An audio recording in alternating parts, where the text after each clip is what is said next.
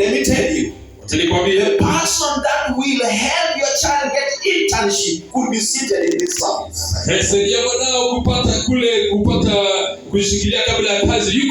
And so handle people with care.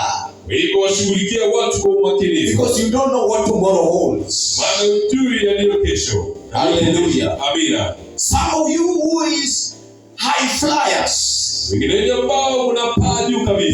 allow those of us who are coming, sisi wadogo, please allow us to rise slowly and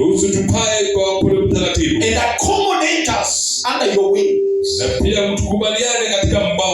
so that tomorrow we can also be. Amen. Amen. Some of us who cannot afford 10 bob today, please allow us to be considerate and accommodative. I listened to one of the Kenyan preachers this week, but they are listening to quite a number of people. And he said something that touched my heart. He's a father in this nation. He said that one time he invited a preacher to come and preach in his church. He runs one of the largest churches and organizations in this Kenya. And the preacher was so powerful. Please just reduce the volume a little bit. And he said, as the preacher preached the first Sunday,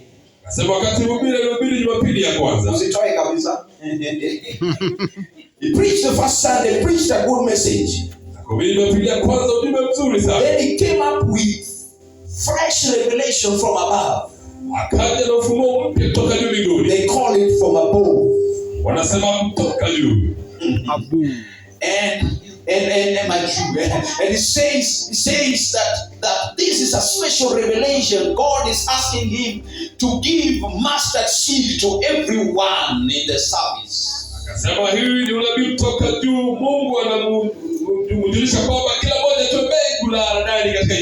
Ametoka na mustard seed from Israel.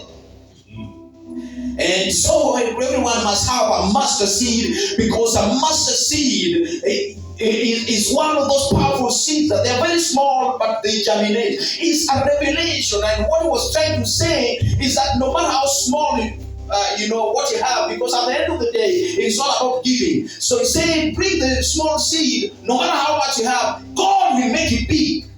And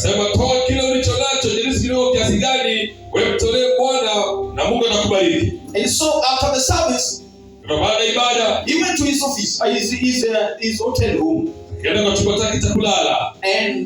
the Kenyan preacher followed him there and said to him, he was saying it in mother tongue. There are things that you just need to express in mother tongue, they come out better. He was not from my dialect. And allow me to say it in my dialect. I will translate.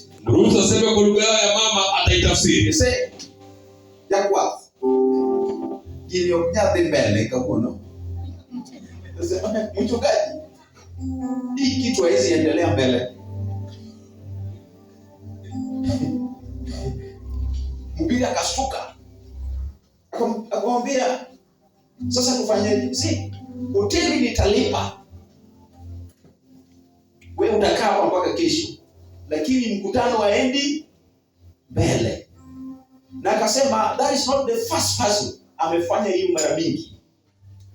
Now, what am I saying with all the many stories? This is my point. He said the last chapter and say, I will not allow someone to come and destroy what I've built for many years. Kwa sababu anataka hit and run gospel. Mnajua hit and run? Hello, mnajua hit and run? Mnajua hiyo? Bado. Yani tunafanya tu hivi saa hii, ya kesho hatujui. Kuna wahubiri kama hao. Kwa hii safari hakuna hit and run. Tuko hapa for a journey. Hello. Hello. And I'm saying to say this. I know there are some of you who are listening to me today who cannot afford 100 shillings. Sema hii maana najua kuna wengine wanasikiliza leo hawezi pata shilingi 100. I will not put pressure on you. Sitakuwekea mkazo juu yako. Hata wewe usiweke pressure kwangu. Pia usiniwekee mkazo. Si tujenge uhusiano tu rise pamoja. Tujenge uhusiano. Hello? Hello. Can we build a relationship and build each other? Jenge mahusiano na tujengane mmoja kwa mwingine. So that those that are not able to afford 100 shillings, 2 years down the line, they are not the same people. Ili kwamba yule hawezi pata shilingi 100 miaka 2 zijazo asikuwe vile vile tena. Those who cannot take their children to good school, 2 years, 3 years, 5 years to come, you will not be the same one. Wala hawezi pelekwa nao shuleni miaka 2 3 zijazo watakuwa vile tena. What am I saying? Treat people with respect. Nasema nini? Washughulikie watu na heshima, ijalishi wako wapi. They may be down here.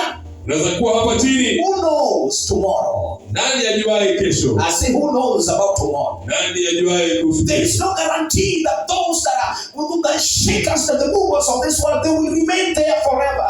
Tunahakikisha kwamba wale ambao wanaleta mwathiri katika ulimwengu watabaki pale vile. I am so scared when I'm dealing with young people. Mimi niko na uoga